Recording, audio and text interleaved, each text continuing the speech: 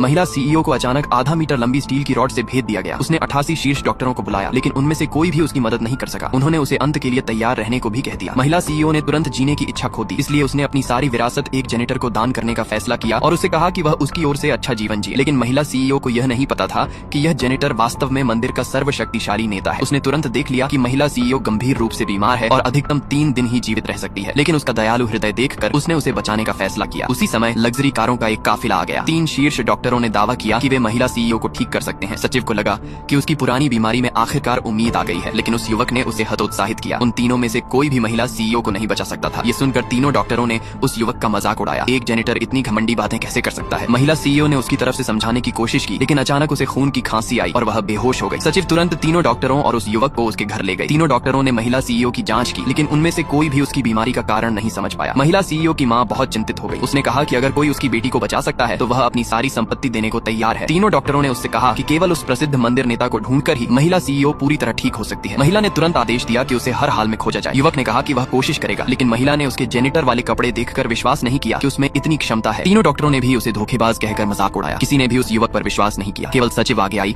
और महिला से उसे एक मौका देने के लिए कहा। युवक ने एक चांदी की सुई निकाली और महिला सीईओ का इलाज किया। जल्द ही वह होश में आ गई और उसके मुंह से जमे हुए खून की एक उल्टी निकली, लेकिन फिर वह दोबारा बेहोश हो गई। महिला को लगा कि उस युवक ने उसकी बेटी को मार दिया है। डॉक्टरों ने भी उस पर चिकित्सा पेशे को खराब करने का आरोप लगाया, लेकिन युवक ने शांत रहते हुए कहा कि उसने पहले ही महिला सीईओ को ठीक कर दिया है और तीनों डॉक्टरों से उसकी नब्ज जांचने को कहा। एक डॉक्टर ने सार्वजनिक रूप से उसे झूठा साबित करने की कोशिश की, लेकिन जब उसने महिला सीईओ की नब्ज जांची तो वह चौंक गया कि उसकी बीमारी वास्तव में ठीक हो चुकी थी। तीनों डॉक्टर तुरंत समझ गए कि वह युवक कोई साधारण व्यक्ति नहीं है। असल में वह मंदिर का नेता था, जो साहित्य और मार्शल आर्ट्स दोनों में निपुण